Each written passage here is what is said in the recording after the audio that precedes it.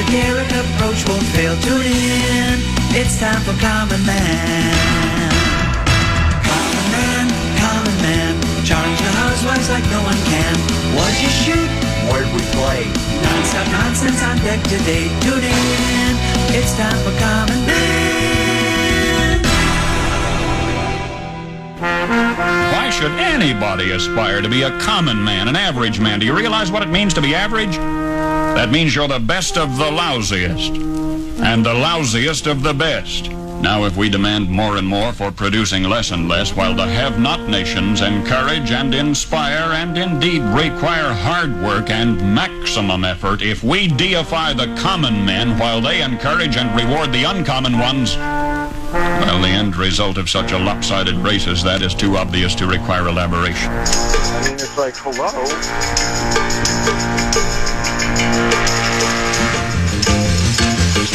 Time is running out on Dan Cole's round. Let's go to 15. Bob? Yeah, John Cole has been visibly angry. He's been talking to himself quite a bit.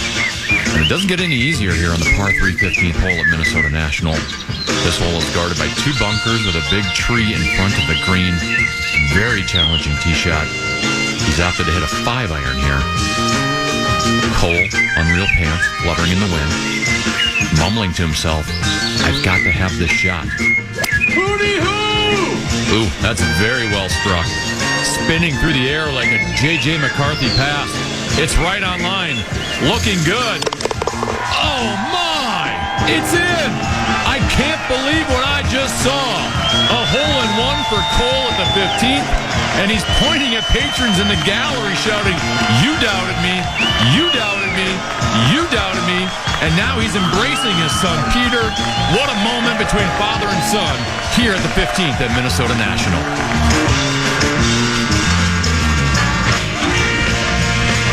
I'm unlimited, Mr. Unlimited. And Peyton Manning takes a knee for the third straight time, and that should do it, folks. The final score of Super Bowl 41, the Colts 29, the Bears 17, and look at the pandemonium from the Indianapolis sideline down here in Miami. Colts spilling onto the field. Oh, and there we go, the Gatorade bath for Coach Tony Dungy, and it's Mike Doss supplying the Gatorade bath. Good to hear from Mike Doss tonight as the Colts are your Super Bowl 41 champions. He has no chance. Into deep left center for Mitchell, and we'll see you tomorrow night. He's the clown from Brown. He's the fourth in the north. This is the common man, Dan Cole. And the grum begins in 5, actually 3, but 5 sounds like more than 4. Greetings, good afternoon, and ack-ack-a-dack, and dack-dack-a-ack to you and yours. Ack-ack-a-dack, dack-dack-a-ack is your password for tomfoolery and skullduggery. It'll also gain you admittance into a meeting of the Loyal Order of Water Buffalo. Ooh-la-la. Ooh-la-la. I'm a radio dinosaur. I'm in La Brea Tar Pit. Archaeologist, paleontologist, sifting through skeletal remains, cold dead rigor mortis, BCM 104, can't remember what it is now, Electrolux 27, I think. EGAD, social commentator with a archaic communication device. We are broadcasting live from the La Brea Tar Pit. That is also our 651 Carpets Plus Studios, the climate controlled 651 Carpets Plus Studios, and I'm all for climate controlled environs, Teneby. As a matter of fact, you know how cold it is today, Teneby? How cold is it? It's so cold, Starbucks is serving coffee on a stick. Teneby, do you know how cold it is? How cold is it? It's so cold your false teeth chatter, and they're still in the glass.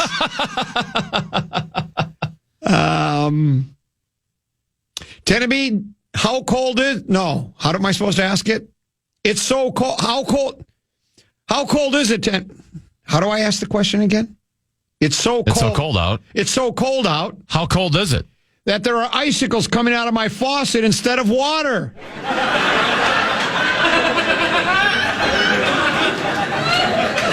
Tennessee, it's so cold out there. How cold is it? It's colder than 2 ex-wives out there.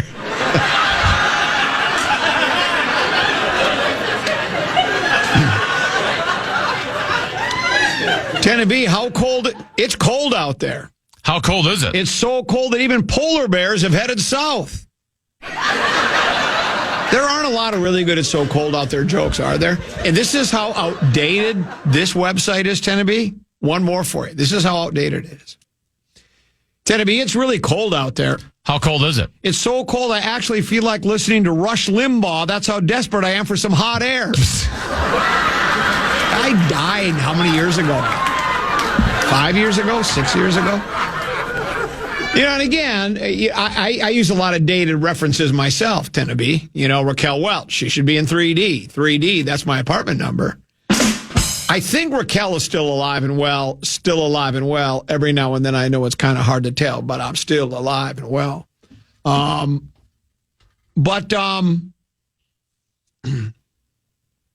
have a question for you weather-wise, Tennessee. Okay. This weather, the way it is, every day for 6 months, or 100 degrees every day. I think I've asked before, 100 degrees every day for 6 months. Which would you pick? You have to take one or the other. There's no, well, you know, and let's just say it's, and you can even, it's one or the other. You don't have a choice. Which would you take if it had to? I think there's no debate. If you would have said it like 10 degrees, yeah, then I can certainly, this is just at a whole nother level. Like you can't be outside with skin exposed for more than 15 seconds. Yeah. Or you will be in pain. Yeah. So yeah, I'd rather just sweat like crazy. Yeah, I would too. You know, my brother lived in Palm Springs for several years, I think 4, 5, 6 years. And he lived there year round. And he said, you know, you get used to it after a while. 100 degrees just actually starts to feel like 75. The best part, he said, was nobody wants to golf in late morning, early afternoon in Palm Springs. So the rates are chopped way down, and you got the golf course to yourself. You drive out, you get up there, they can't believe you're out to play. You get on the cart, you play 9 holes, you go in, you have time to have, you can have like a 90-minute lunch and then go right back out to 10, and nobody's there. And so, and the game's played outdoors. I'm kind of a tough guy, and I don't like extremes. I'm like most people. You know, pick your perfect weather. Well, okay. Low 70s, partly cloudy skies, light breeze, no humidity, no mosquitoes. Yeah, that's perfect. Matter of fact, I'm describing Hawaii is what I'm describing. And so it's all wonderful, but, you know, I right now I don't have that option in my life. So if I had to take one or the other, I'm taking the hot, because like you say, outside, I don't do any real winter activities. I don't play hockey. I played boot for the longest time, but I don't play boot anymore. I don't snowmobile. I mean, I have, and I enjoy it, but I'm not one of those guys that, well, you know, 8th week, you know, it's not like golf. Like I can golf every day. I just can't snowmobile every day. I just don't have the interest, right? Snow skiing does nothing for me. Making snowmen doesn't do anything for me. Making snowballs and having snowball fights doesn't do anything for me. Making snow forts, none of that does anything for me. And so, though, you know what I did see? I saw something where some guy came up with some invention where, like, you have cross-country skis that also have, like, a little motor on them.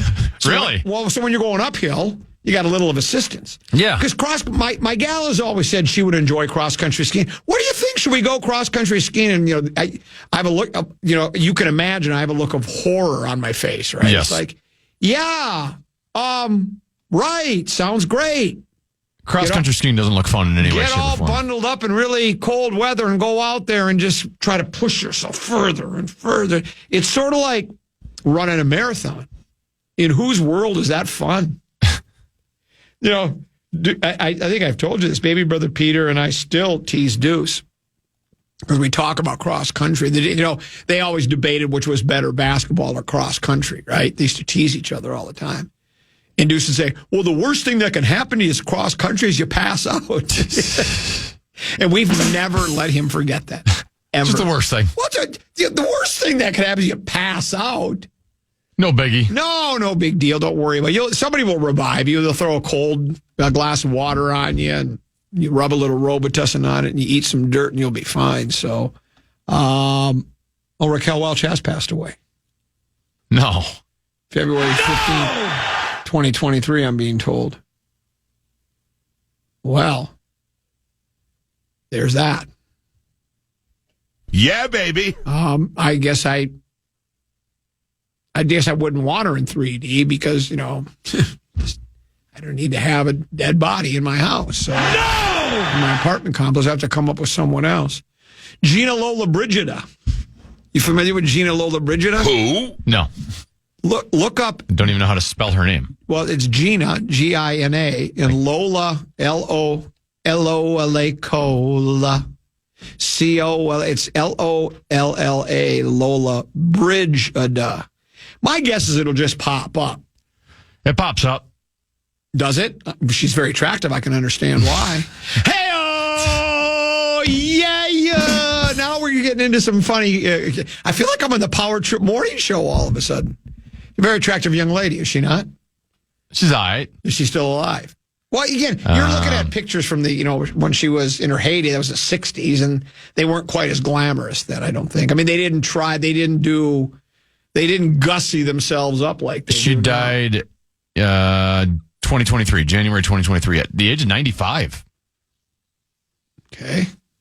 Let's try Sophia Loren.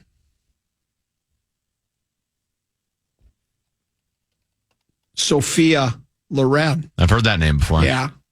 Oh, she's She's all right. She's still alive. Sophia Loren. Well, she also died in Italy. Or no, that's when she was born. She was born. She must still be alive. She's 90 years old. She's still alive and well. Every now and then, I know it's kind of hard to tell, but she's still. She's 90. So there you go. So Sophia Loren is better. So anyway, I tweeted this out last night, Tenneby. And this is a topic I want to bring up with you. I'm getting ready to watch the Natty, right? And I have a rooting interest, but it's a mild rooting interest. Baby brother Peter, BBP, he goes to Ohio State University, much to my chagrin, because I'm attempting to try to pay for his tuition, and it's a lot of money to go to Ohio State. But it got me to thinking, how many teams, Tenneby, that you root for? I mean, really root for. Yeah. I mean, look, I like when the Lynx won it all and Gopher Hockey wins it all and the Frost. That's all fine and good. I'm happy for them. But not where it's like almost. You remember when Krusty was on from Seattle with PA? Yes. After the Seattle won it, he was in tears. He was blubbering. Only 3 times in my life as a team I've really would have come close to blubbering over have won the whole thing. The 68 Tigers when I was 10 years old. My favorite sport was baseball. The Tigers were my favorite team. I can tell you every player on the team. And then it was the 87 and 91 Twins. Other than that, I never had the team that I really just live and die win the whole thing. It's kind of crazy. Have you? I mean, Twins, I 91 guess, Twins right? when I was a kid, yeah. That's it, right? Unless there's another team like, I don't know, as St. Thomas, have they ever won the whole thing in anything where you were just so excited because you went there? Yeah. So it's, and I don't know if that time is ever going to come, but it got me to thinking. And it didn't get any better this year. My 2 favorite teams. Well, you still have your favorite team, but you wouldn't feel that way if the Kansas City. Mine are now just youth hockey teams. Like, that's what I'm invested in. If the Chiefs won it all, your 3rd favorite team, you wouldn't be blubbering. No, no. There's no blubbering there. We'll take a break. I got plenty to get to. I got some controversial Vikings news to get to and other things. Are we back to a grand in your hand? Do you have a keyword Yes, for we us? are. What you got? Yeah, the fan wants to give you a shot to put a grand in your hand with our national cash contest. Just enter the keyword BILLS at KFAN.com now for your shot at winning. That keyword is BILLS. Enter now at KFAN.com.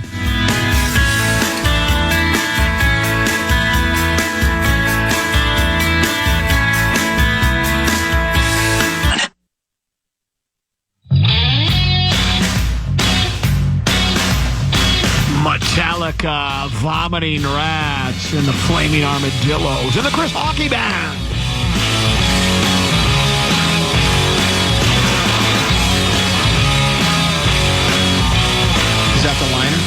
Did I just do it? No, it's the Minneapolis Home and Remodeling Show. It's back at U.S. Bank Stadium, January 31st through February 2nd. Head over to our contest page at KFAN.com, keyword contest, for your chance to win tickets. You can see Craig Conover from Southern Charm, the laundry guy, and so much more. Head to MinneapolisHomeandRemodelingShow.com for the full event info. A lot of different ways to get a hold of us. You can call us, 1-800-320-5326. Good luck with that. We think the phone's been disconnected. We haven't paid our bill in ages. One ringy dingy. Two ringy dingies. Booth at KFAN.com, or email address. I haven't checked that in ages. If it was like a real mailbox with real mail, snail mail, it would just be overflowing. I would look like a pack rat. Then there's the talkback, which is a cool thing. I think I brought up last week, Tennessee, we might start doing that talkback at least once a day, not necessarily at a regularly scheduled time, but maybe something like 1:30 and just go through a bunch of them, because we could call it a Talkback Tuesday. Maybe that's what we should do. Let's call it a Talkback Tuesday. I like that. So at 1:30, we'll air several talkbacks. I'll kind of screen them a little bit, and we'll go with them. Talkback is easy. Find the iHeartRadio app. Download it. By the way, it's new and improved, much like the Common Man program. You search for stations, you find the fan, and then you click the microphone icon in the corner, 30 seconds or less, to provide us with an audio message. And then there's the Brad Sean Bryant KFAN text line at 64686.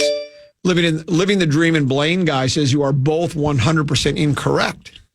Well, there's no correct or incorrect. Just which one do you prefer? Would you rather live in real hot weather or real cold weather? He says, if it's too cold, you can always add clothing. If it's too hot, you can't peel off your flesh. Think of it this way. If you're making Grandma Mabel's chili and want to spice it up a little bit, you can add a touch of cayenne.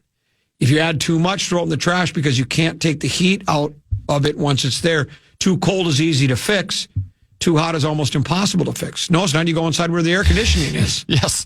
Or you jump in a swimming pool. What are you talking about? I can be comfortable in either or. I can do more things outside when it's hot. I can still play golf. There's things I can still do even if it's really hot. I tried to explain. I don't like ice fishing. I don't like snowmobiling. I don't like skiing, downhill or cross country. I don't like things that are done in really cold weather. So I would just spend all my time in the house.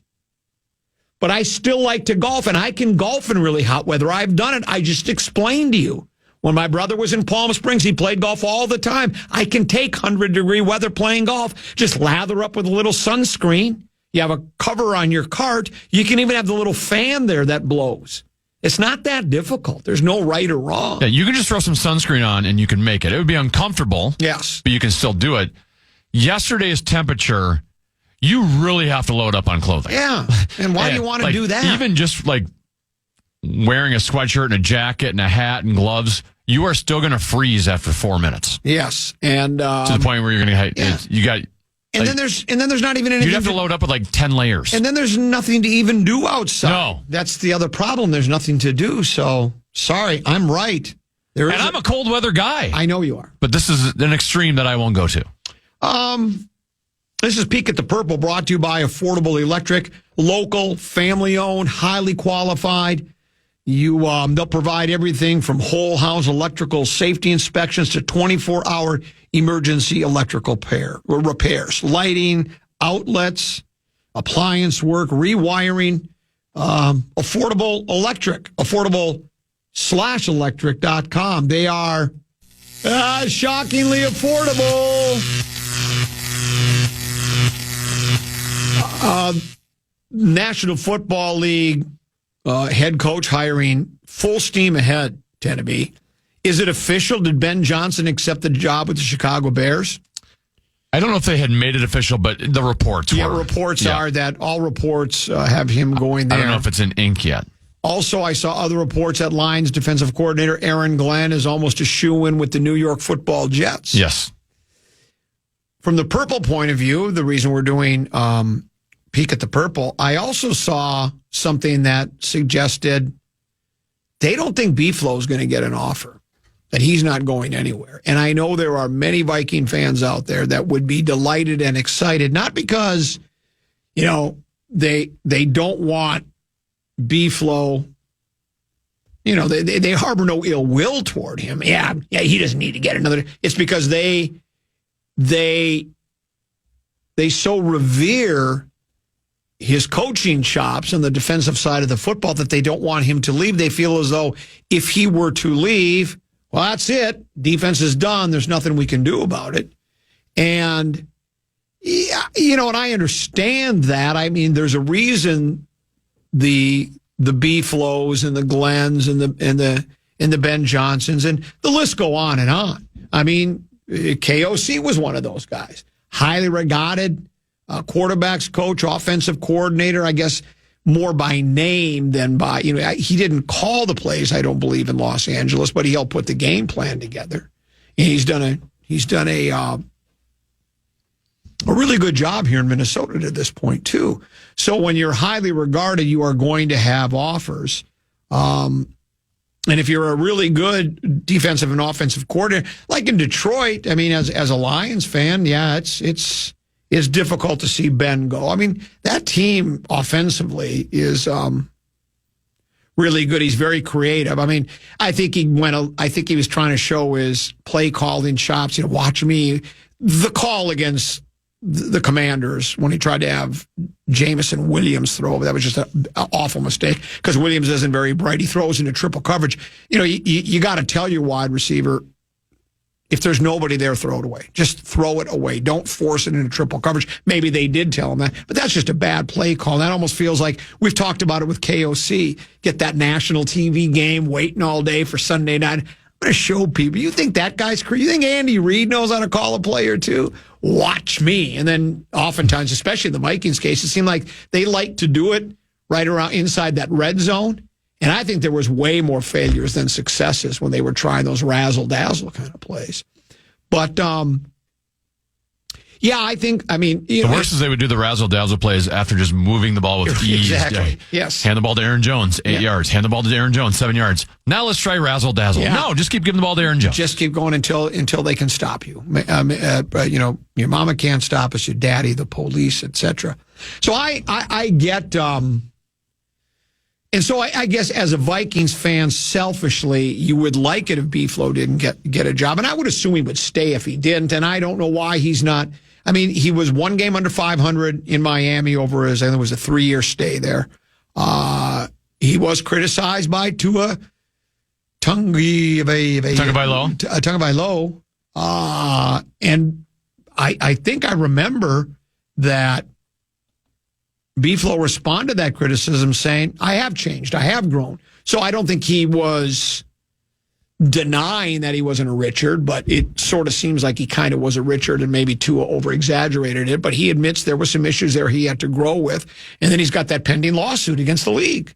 And so maybe there, and again, we know the Rooney Rule. And I would, if I were a minority in the coaching fraternity, I'd be a little skeptical of the process, right? Because my guess is in some cases that, you got no proof of it, right? It'd be hard to prove. But there are coaches that, and it might not even be that they're racist. It's just, well, they've got the guy they want. They want Ben Johnson, regardless of his skin color. And so, but they know they have to go through you have to interview, I think it's at least 2. I think it's 2 minority candidates. So even while that ownership group or owner might, in general manager, they're not racist, but it's like, well, we got the guy I want, but I have to go by the rules. And so when you feel like you're just being used as, well, this is my quota, I got to get 2 guys, and you're thinking to yourself, why am I going to go through the motions? I know who they want. It kind of all started with the Belichick. Wasn't Belichick the one that blew the cover on that? When he basically said, oh, yeah, I know that they want you. And that's when it got kind of ugly. So, but I don't know. We'll still see. There's still job availabilities. And B-Flow's not out of the woods yet, but the people I trust and talking to people and reading things, I think B-Flow might be sticking around. Your peek at the purple brought to you by Affordable Electric. They are shockingly affordable. We'll pause. More controversial Vikings news. The two winter sports teams, pro men, major four, one a winner, one a loser. We'll talk about that as well. And so much more here on the Grum and the Fan.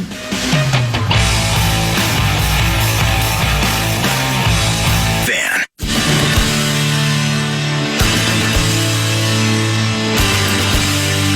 Grain in Your Hand is back on KFAN. We have 9 chances for you to win $1,000 every weekday. That's every hour from 9 a.m. until 5 p.m. To enter the keywords and learn more, head over to KFAN.com.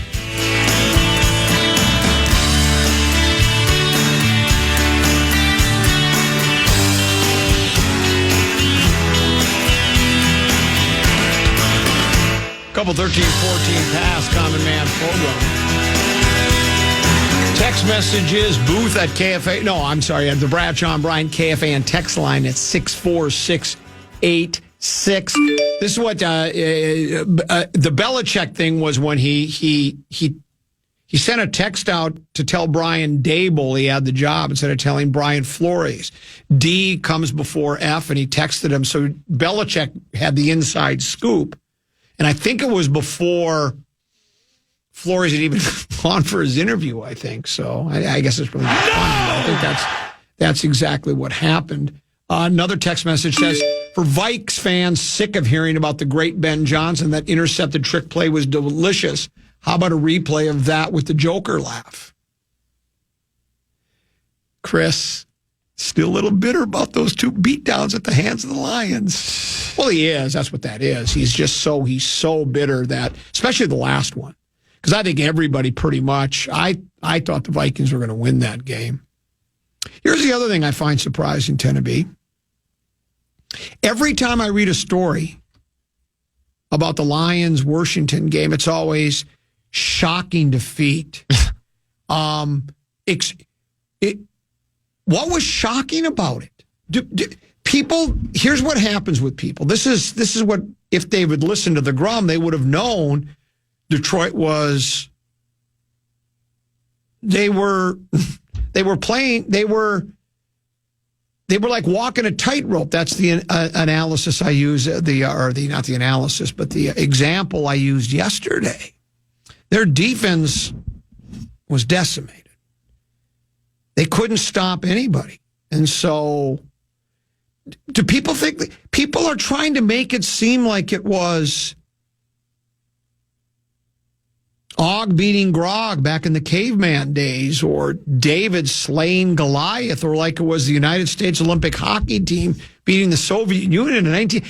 Did they not realize Washington was 12-5 on the season and won 5 games in a row, and they had a quarterback that is destined to be the rookie of the year? They acted as though Detroit... They'd already won a playoff game. Yeah, and they acted as if Detroit... On the road. They acted as if Detroit was Did you think Detroit was invincible? No. I think they're pretty darn good. Yeah. But I would say... What? Is there ever a game in the NFL that's shocking? Well, that's it. It's just like...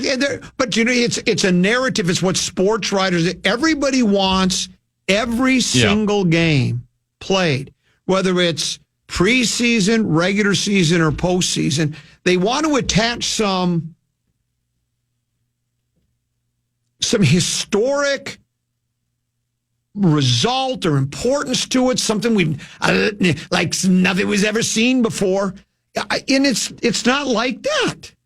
It was, if you were a sane, rational observer of the National Football League, that was a pick-em game going in. Washington's really good. They showed it again. I don't understand. Here's another text, an email I got. This was yesterday, 12:38 during the Grum. To comment at KFAN.com. It says, sorry your team lost. Was hoping for a Lions-Bills big game, so someone's would have to go. Thanks for showing Viking fans how to be maturely disappointed. And that's what I do. Yeah. I'm very mature about it. It's disappointing. But I'm not going to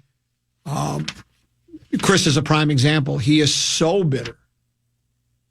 So bitter. It's still gnawing at him that the Lions when Vikings had everything in front of them, man. Home field advantage throughout the playoffs, the number 1 seed. And their quarterback, and it was mostly on the quarterback. There is no question about that. And they just failed miserably. And then they go on the road, and then they laid an egg against the Rams. Just an awful game against the Rams as well. So, sorry, the main talking points in the NFL right now is Ben Johnson's the hottest commodity in pro football right now. Regardless if he blundered on that play. Just was having it out with Clayton in there. He basically, because I told him I thought KOC is getting a little too much credit for the Viking success. So he sees me, couldn't wait to see me. So is Dan Campbell getting too much respect, too much credit? I go, what do you mean? He goes, well, 12 men on the field. That was a turning point in the game, and Campbell should have called a timeout. And it's like, well, yeah, but it runs deeper than just one play. You could say that was the turning point of the game. I'm not so sure. It was critical. There's no question. I mean, if they'd stopped them there, they would have. I'm still not sure it would have made a difference because Washington, they were still in 2-play territory. You know what I'm saying? From 2 yards. Or was it? Were they going for it on 4th down, or was it still 3rd down then? Maybe it was 4th down. But yeah, it was a blunder, and Campbell's made a few of them. But but again, it's people. There are still Viking fans that are still bitter about those 2 beatdowns, and I don't blame you. But you got to take a mature. We weren't even competitive. Yeah, that's what's disheartening. But you got to You got to be mature about it. Be an adult. Just be an adult and accept it. It's just all fun. At the end of the day, it's just sport, but some people put way too much importance on the results of their local teams. So yeah, I don't know. And someone just said Lions defense handled the Vikings. Not really. That was more. I mean, the Vikings have issues in the middle of the offensive line. We've known that forever. Every team has taken advantage of it that has been able to do so. And Darnold laid an egg. He did. I mean, he admitted it. It's a game he wants to forget. If you want to label it a choke, go ahead. I just don't like doing that. But I guess that's probably accurate, right? He just didn't play well. He overthrew Jefferson on a couple of occasions. Yep. I mean, and you can excuse one overthrow. It happens to the best of them, right? Even the best quarterbacks in the world will make an overthrow now and again. Some Mahomes do it just this past weekend. Stuff happens. Guys are laying on the line. Guys are in a training room. Sometimes it doesn't work. So yeah, there was certainly some issues with the Vikings that they need to address. But it's and here's the other thing about. I'm talking more about Ben Johnson. He's got basically, I think, pretty much as the pick of the litter. Apparently, he could have been hired by the Jags, but didn't want to get hired by the Jags. And you wonder, why would that be? And so I did a little sleuthing on it, and apparently it's more to do with the general manager with the Jags because he's apparently not very good. He had a stop with, was it Carolina somewhere? He has not done a good job anywhere he's been. Even though you have Trevor Lawrence still hasn't developed. I mean, when you're the number one, he was the number one pick overall. Number one overall, yes. When you're number one overall, you expect a better performance, right? Yes. He's had his moments, but I would say most people would say he's been a disappointment to this point. He's pretty meh. But you still have a guy that's highly regarded, maybe in the right hands of a Ben Johnson. He could improve. Who knows? It's a much easier division, right? That division's just terrible, right? It's Jacksonville, and who else is in the division? Houston. Indianapolis. Yeah. And Tennessee. Yeah, I mean, that's you figure you can go there and you got, that's 5 or 6 gimmies almost, right? If you put together any kind of team at all. I read where Johnson and his wife are both from that area. Huh. And then you think, well, why? I mean, you're familiar with the teams in the North, but the North is pretty strong. You're going to have to go against that Detroit team, that Viking team with B-Flow. You're going to have to go against the Packers. But I think it's partly. I also think Caleb Williams is a pretty good reason. I mean, if I know he didn't play as well in his rookie year as Jaden Daniels did, I think there are people that think maybe they got that mixed up. Maybe Jaden Daniels is the generational quarterback and not Caleb Williams. But, again, it was how would Rosen say it? He would say it was a hot mess in Chicago, right? And so maybe with a change there. So to select the Bears is interesting, but I think it has to do with. I think GM is probably the number one reason you should take any job. Yeah. Because if you're smart enough to know you can be as good of a coach as you want, you need someone who can hire and evaluate some talent. And Ben knows that firsthand in Detroit. I don't think that was all coaching in Detroit. I think the GM, obviously they had a bunch of draft picks from the Jared Goff, Matthew Stafford trade. They had some high selections, but they were hitting on those high selections. Here's the game wasn't a pick 'em. Lions were 8.5 point favorites. I know, but they shouldn't have been 8.5 point. Just because Vegas throws down a line doesn't mean I don't pay attention to it.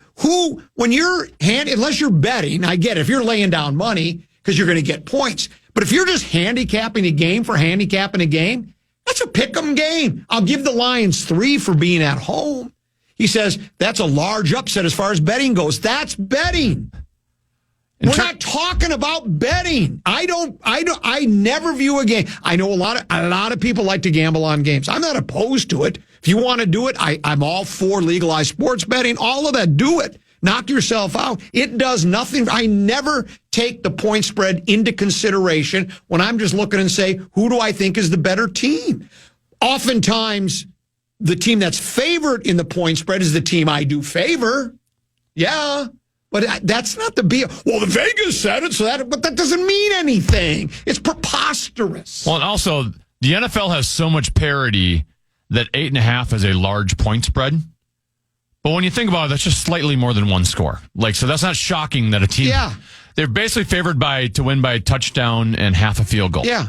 That's not something that would be shocking for a team to overcome that. He goes, and then he goes on to say, just because the defense has injuries doesn't make up for the ineptitude of Goff, and even J-Mo had that night. Well, J-Mo had one bad play. He also had, did you not see the brilliant play where he took the reverse? It was one of the best runs of the season.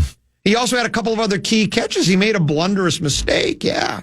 And Goff was he shouldn't be in position to make that throw. Yeah, well, that's it. That's more, I'd lay that on Johnson for making... I even texted as soon as that play call was made, the interception. I go, well, there goes Ben Johnson's job offers, which obviously was tongue in cheek, but it's like, you're trying too hard to be cute. And then he goes on to say, enough with the woe is us Lions pity party. What pity party? I've ripped the club as much as anybody. There's no pity there. The defense was ravaged. Campbell blundered on the call. Here's what the shocker is, that they were still in that game late against a Washington team they were 12-5. Why? This isn't this isn't like they beat the 3, and it's like when Detroit lost on the pillow game when they were 9-6 against the 4-11 Bears at home. Well, that's kind of a shocker, but this is not a shocker in any way, shape, or form. I don't think anyway. But again, the esoteric approach is different. And I don't expect people to understand that. I feel blessed by it, that I'm able to see things more clearly than most people when it comes to sports. It's odd. It's one of those. I'd rather have been given the gift of being a brilliant golfer, so I'd be on the PGA Tour, but I'm not. But I was given the gift of being able to see sports clearly and have the esoteric approach. It's just the way it is.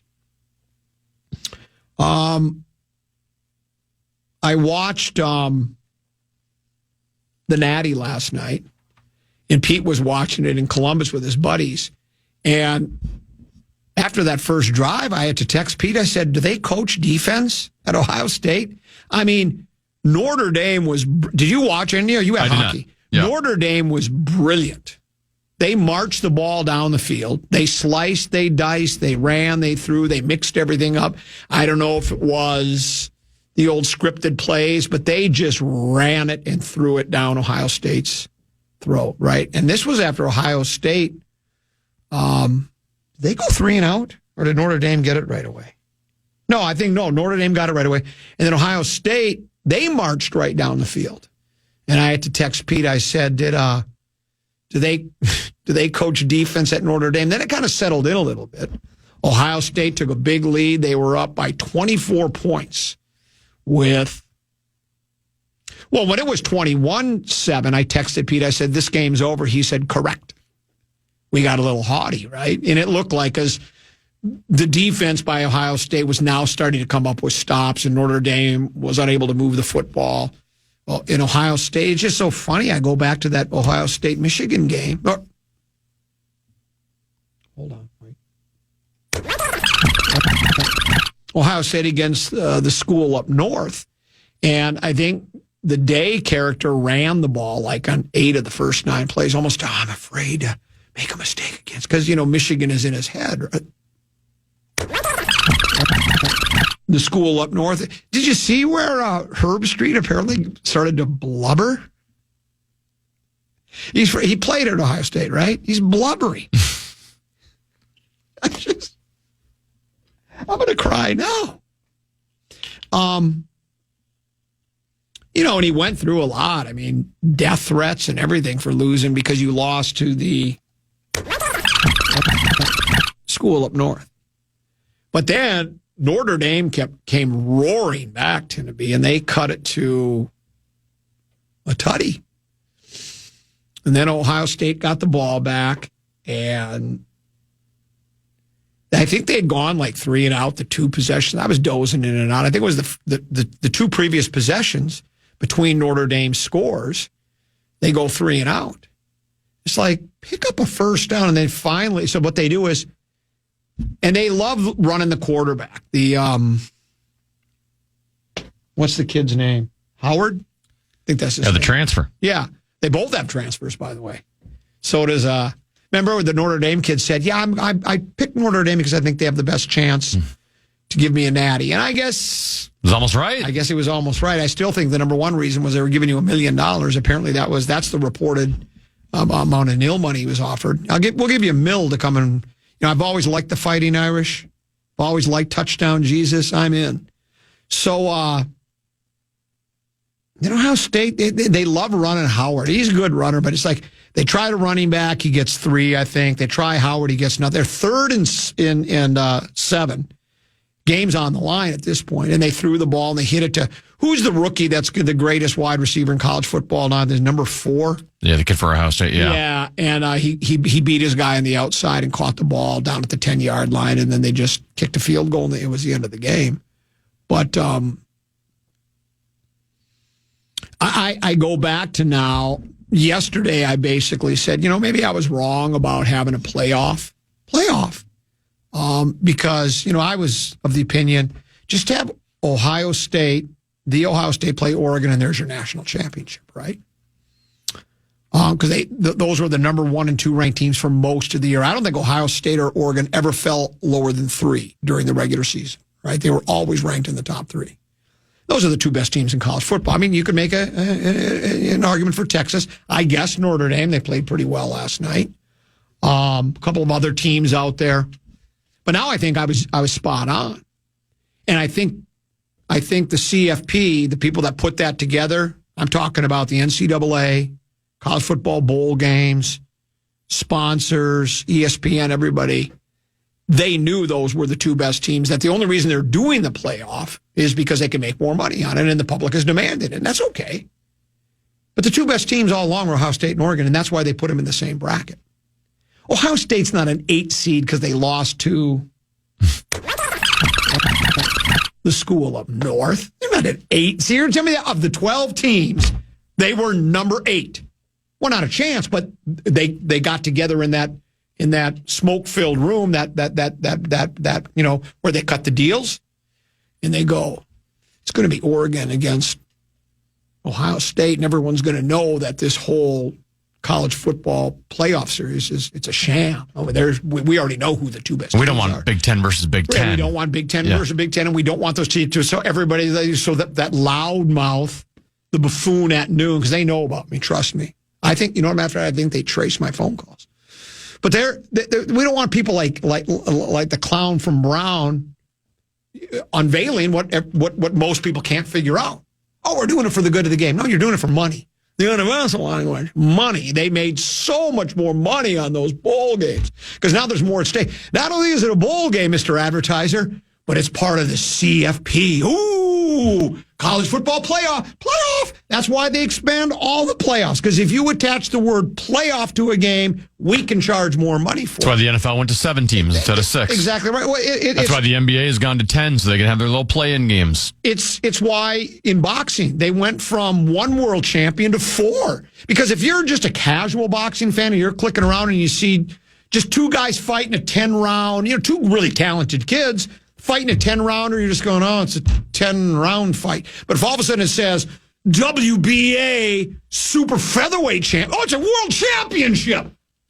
Boy, God, I got to watch that because it's a world championship. No, it's really, yeah, I guess in name it is. But is it really the 2 very best fighters in the world at that weight class? Probably not. That's why I watch every Gopher football game, because I'm told it's the Iowa football championship week. Yes, that's a championship it's football the Maryland championship football week.